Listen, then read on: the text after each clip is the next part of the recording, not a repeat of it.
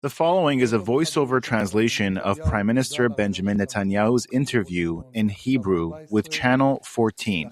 We are speaking over his voice to provide a clear and engaging English narration.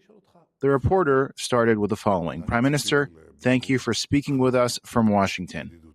This visit is historic. You are the first foreign leader to meet with President Trump since his election. The reception at the White House was remarkable. Were you expecting such a warm welcome? Netanyahu responded, I expected a friendly and supportive visit, but I must say it exceeded even my highest expectations. The reception was extraordinary, perhaps one of the warmest any Israeli prime minister has ever received in Washington.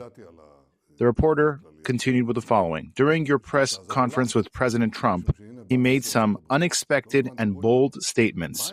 Many were surprised. Were you? Netanyahu said, not at all. I knew the general direction of his statements, but I think the world was caught off guard. For years, we've been asked, what happens after the war? What comes next? President Trump introduced a completely new idea.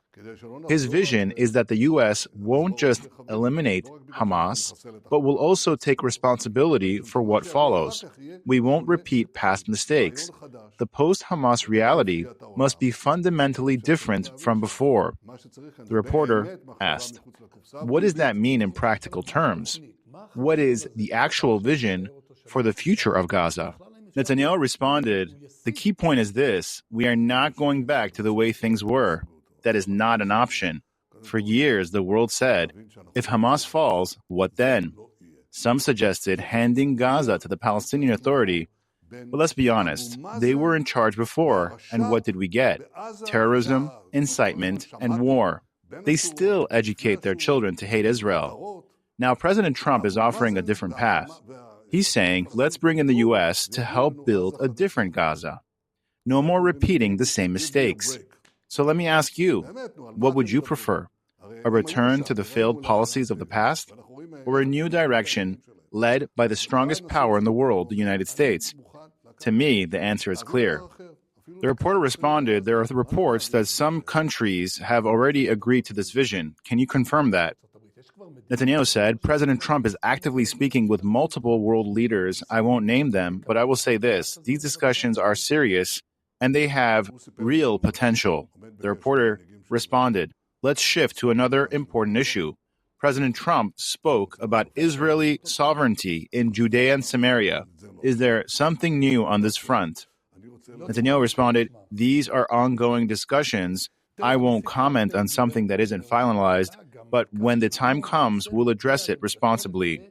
The reporter then said, now Saudi Arabia. President Trump suggested that normalization with Saudi Arabia does not require immediate recognition of a Palestinian state. Yet, shortly after, the Saudis released a statement insisting that no progress can be made without one. How do you explain these conflicting messages? Netanyahu said, look at the Abraham Accords. Before they were signed, we spent 3 years in secret negotiations. If you had listened to public statements at the time, you would have thought peace was impossible. Yet we achieved it. The same applies now.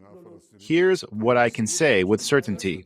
I will never take risks that endanger Israel. And let's be clear, after October 7th, a Palestinian state is off the table. Look at what happened in Gaza. It was already a Palestinian-controlled entity. Hamas took over, and what did we get? The worst attack on Jews since the Holocaust. Giving them a state now would be a reward for terrorism. That is unacceptable. The reporter then said, let's move to Qatar. President Trump praised Qatar yesterday, but just 2 days ago, you criticized them. You said Qatar must choose sides. Is Qatar a threat to Israel?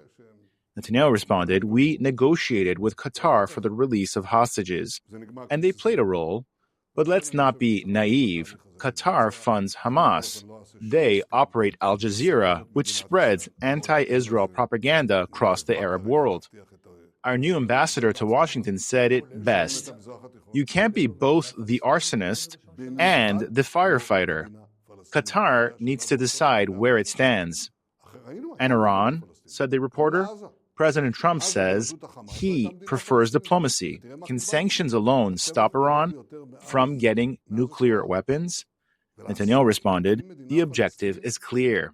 Iran will never obtain nuclear weapons, and President Trump and I are 100% aligned on this. Sanctions delayed Iran, but delaying is not enough.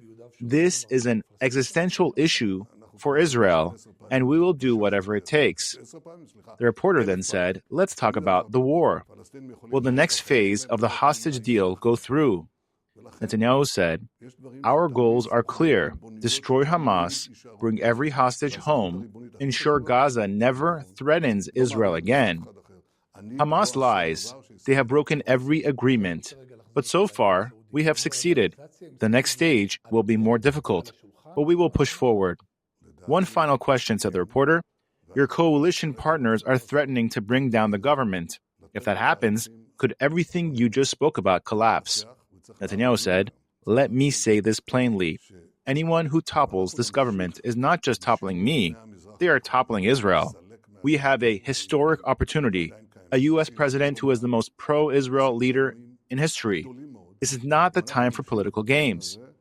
The reporter then said, so what is your message to the Israeli people? Netanyahu said, we are changing the Middle East. We are securing Israel's future. We are on the brink of incredible achievements, militarily, diplomatically, and politically. Israel has never been stronger.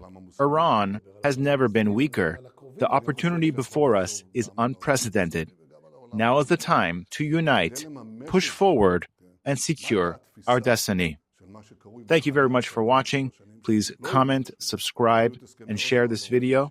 Click thanks, and we'll see you in the next video.